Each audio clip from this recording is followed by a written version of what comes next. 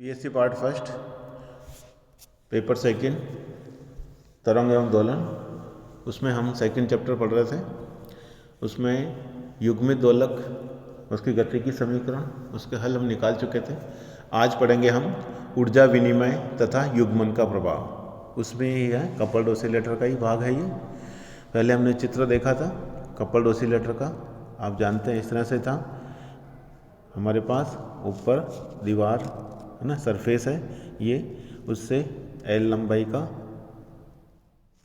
दो समान आवर्ती दोलक लटके हैं, उनका द्रव्यमान उस पर एम लगा है। ठीक है, दोनों की लंबाई समान है और दोनों के द्रव्यमान भी एम एम के हैं। ठीक है, उनको किसी स्प्रिंग से जोड़ दिया जिसका नियतांक है स्प्रिंग नियतांक के। ठीक है, ये चित्र आप 2.21 पहले हम पढ़ चुके हैं, उसी का हम आगे अध्ययन करेंगे। ये कण था P1 और इधर का है P2। समझ में आ गया? चित्र आप ध्यान में रखें क्योंकि हटा रहा हूँ, इसमें अभी चित्र नहीं है। ठीक है, दो हमारे पास पिंड हैं एम एम द्रव्यमान के, एल लंबाई के सरलावर्ती दोलक बन रहे हैं। इन दोनों को युग्मित कर लिया हमने स्प्रिंग से, एक P1 है और एक P2 है।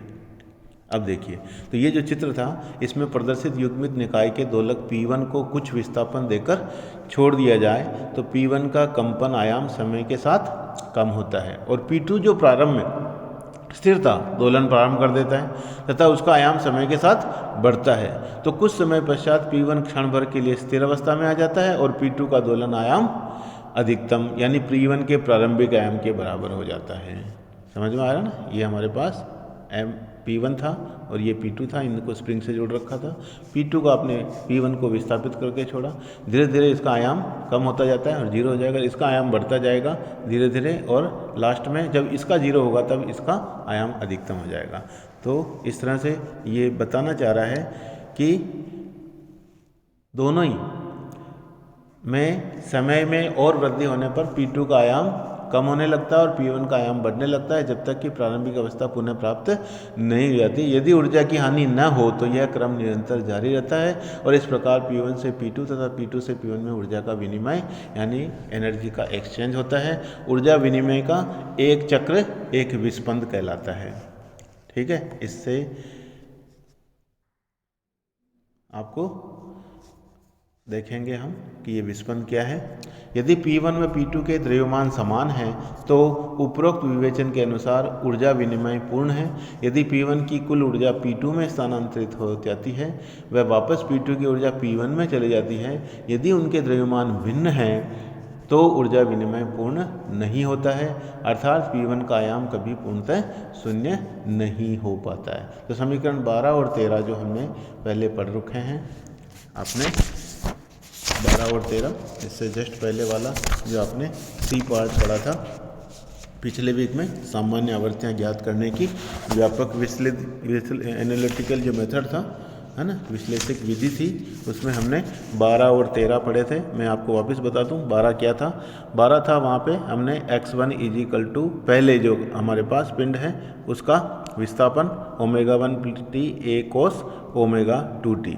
ठीक है, ये उसका था। इसी तरह से 13 जो समीकरण थी वो x2 दूसरे पिंड के लिए जो P2 है उसका विस्थापन था a cos ω2t minus a cos ω2t, यानी ω1 की जगह इसमें ω2 आ गया और प्लस जो दोनों के बीच में है उसकी जगह यहाँ पे माइनस आ गया। ठीक है, तो इस तरह से x1 और x2 दोनों विस्थापन आपने 12 और 13 समीकरण में पढ़े हैं। उनमें हम क्या करेंगे, a यदि कॉमन ले लेंगे तो cos ω1t और cos ω2t बचेगा, है ना। और cos c plus cos d वाला फॉर्मूला आपको पता है, वहाँ पे ω1 ω2 आ रहा है और t आ रहा है, तो वहाँ उनको अपन फॉर्मूले को लगाएंगे तो वो हो जाएगा 2a cos 1/2 ω2 minus ω1 into t cos 1/2 ω1। तो सिंपल फॉर्मूला है ट्रिग्नोमेट्री का, वो आपने 12 में लगाया तो ये आ गया। और ω2 दोनों का योग जो है आवर्तियों का, उसमें 2 का भाग दे रहेगा। औसत को यदि ओमेगा बाहर लिख दें तो लास्ट वाला पद तो ऐसे रखेंगे और अंतर जो आ रहा है उसको ω_m कर दें और 2a को कैपिटल M कर दिया तो ये इस रूप में आ जाएगा। इसी तरह से x2 के लिए भी आप cos c और cos c minus cos d वाला फॉर्मूला लेंगे तो यहाँ पे ये साइन के रूप में आ जाएगा। ठीक है, जहाँ ω1 को हमने माना है ये अंतर और ω को माना है हमने दोनों का योग, और ये am हो गया हमारे पास 2a के बराबर। तो मान लीजिए हमारे पास P1 की प्रारंभिक ऊर्जा यानी T इजिकल टू 0, प्रारंभ में T समय 0 होगा, उस पर मान लें कैपिटल E थी। यदि युग्मन दुर्बल है अर्थात K का मान बहुत अत्यल्प है, जो कि स्प्रिंग नियतांक कहलाता है, वो बहुत ही सूक्ष्म हो, ठीक है, यानी स्प्रिंग दुर्बल हो, तो कुल दी गई यह ऊर्जा अन्य स्थानों पर P1 व P2 दोलकों में विभाजित हो जाएगी और E1 जो P1 की ऊर्जा होगी पिंड, वो हम हाफ m ओमेगा स्क्वायर और ये a m कोस, ये जो आ रहा है ना, आयाम ये हो गया, उसका स्क्वायर कर देंगे और इस तरह से स्क्वायर करने के बाद ये कोस स्क्वायर आ गया और हम इसको कोस ओमेगा 2 ओमेगा m के रूप में कोस स्क्वायर को हम लिख सकते हैं और हाफ m ओमेगा इसको कैपिटल E कह दिया, जो कि प्रारंभिक ऊर्जा थी उसकी, ठीक है। ये आप यहाँ देख रहे हैं 1/2 m omega square a square half m omega square, ठीक है ना, ये E के बराबर आ गया। यहाँ पे इसको हमने लिख दिया, ये m यहाँ पे एक्स्ट्रा प्रिंट है, इसको प्रिंटिंग मिस्टेक है, इसको काट दें आप और फिर कोस स्क्वायर ओमेगा टी को आप 1 plus cos 2 omega M T लिख सकते हैं, ये ट्रिग्नोमेट्रिक फॉर्मूले से है। तो 1/2 ई 1 प्लस कोस ओमेगा एम का मान आपने रख दिया, ओमेगा 2 माइनस 1/2 होता है, 2 से 2 कट गया इसलिए ये बचा। इसी तरह से सिमिलरली करके आप E2 का मान भी निकाल सकते हैं, वहाँ पर प्लस की जगह क्या आ जाएगा माइनस आएगा, क्योंकि वहाँ पे साइन आएगा, साइन स्क्वायर आएगा और ये 1 माइनस कोस हो जाएगा, तो इसलिए माइनस आ गया और ये सूत्र।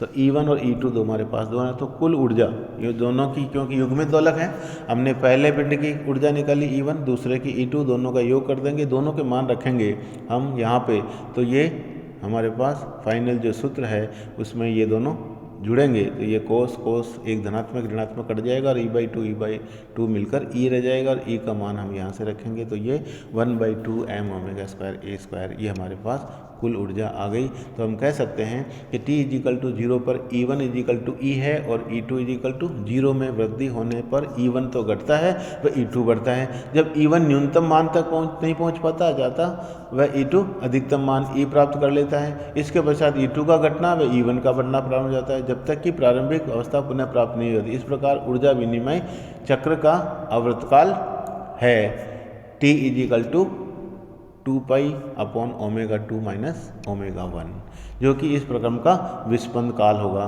तो उसका जो विस्पंद काल का जो व्युत्क्रम है वो विस्पंद आवृत्ति कहलाता है। तो ये 1/T हम इस तरह से ओमेगा 2 माइनस ओमेगा 1/2 पाई निकाल सकते हैं। यदि आपके पास विस्पंद आवृत्ति एग्जाम में पूछ लिया जाए तो आप उसका सूत्र निकल सकते हैं, न्यूमेरिकल आए तो भी कर सकते हैं। तो ऊर्जा विनिमय के चक्र का आवर्तकाल तथा विस्पंद आवृत्ति ओमेगा 2 व ओमेगा 1 के अंतर पर निर्भर होती है। ओमेगा 2 माइनस ओमेगा 1 का मान दोलकों के मध्य युग्मन पर आश्रित है। दुर्बल युग्मन K के अल्प मान के लिए omega 2 minus omega 1 equal to omega 0 square plus 2 omega C square की पावर 1/2 माइनस ओमेगा 0 स्क्वायर, इस तरह से हम लिख सकते हैं। K अल्प का मतलब हो गया K टेंस टू 0, ठीक है, इक्वल टू ओमेगा 0 और फिर यहाँ पे हमने ओमेगा C का मान रख दिया, तो ये हो गया 2K upon m omega 0 square 1/2 minus 1 omega square common ले लिया और बाहर घात 1/2 थी इसलिए ओमेगा 0 आ गया इस तरह से। और ये जो आप आगे देख रहे हैं, आप इसको इसने कैसे सोल्व किया वो मैं आपको यहाँ समझाता हूँ, ठीक है। ये 1 प्लस x की पावर n का फॉर्मूला आपको पता है, 1 plus nx plus n into n minus 1/2, वही यहाँ पे किया है। 1 प्लस ये आ गया, ठीक है, और x फिर आ गया डॉट डॉट डॉट और आगे माइनस, तो आगे हम देखेंगे 1 से 1 दोनों कट जाएगा और ये बाकी उच्च घात के पदों को हम नगण्य मान लेंगे और एक ओमेगा 0 इससे कट जाएगा, तो हमारे पास केवल बचेगा K upon omega m omega 0 square. इस तरह से ओमेगा 2 माइनस ओमेगा 1 हमारे पास आ गया। इसका मान हम यहाँ पे ऊपर रख देंगे तो हमारे पास विस्पंद आवृत्ति भी आ जाएगी और विस्पंद आवर्तकाल भी आ जाएगा। और यहाँ हम देखेंगे रखेंगे तो ये ऊपर जाएगा, तो ओमेगा 2 माइनस हमें तो ये K हमारे पास व्युत्क्रम हो जाएगा, ठीक है। तो हम कह सकते हैं ऊर्जा विनिमय आवर्तकाल किसके व्युत्क्रमानुपाती होता है, जो हमारे पास स्प्रिंग है उसके स्प्रिंग नियतांक के व्युत्क्रम। अगर ये K निर्बल मतलब दुर्बल है, स्प्रिंग कमज़ोर है, तो ऊर्जा विनिमय का आवर्तकाल बढ़ जाएगा, यानी वो ज़्यादा समय तक दोलन करेगी। तो युग यानी आवर्तकाल बढ़ने का मतलब होता है यहाँ से वापस यहाँ आने में जो समय है वो बढ़ गया, यानी वो स्लो मोशन में चलेगी। आवर्तकाल बढ़ता है तो वो इस तरह से हम कहेंगे स्लो आ रही है, और यदि आवर्तकाल घटता है यानी समय घट गया तो वो बहुत जल्दी वापस आ जाएगी। तो ये इसका फिजिकल मीनिंग है। युग्मन प्रबल होने पर कुल ऊर्जा ई दोलकों के साथ साथ युग्मन तंत्र में विभाजित हो और हम के अधिक मानों के लिए सामान्य विधाओं की आवृत्तियों के अंतर अधिक होगा, जिससे ऊर्जा विनिमय की आवृत्ति अधिक होगी। तो इस तरह से कई बार एग्जाम में 1.5 नंबर का ये छोटा क्वेश्चन भी पूछा जाता है कि ये कारण बताओ, तो आप इसको सोल्व करके बता सकते हैं। और 3 नंबर का पूछे तो आपको पूरा ऊर्जा विनिमय का ये आवृत्ति और आवर्तकाल का जो सूत्र है वो डिराइव करना है। Thank you.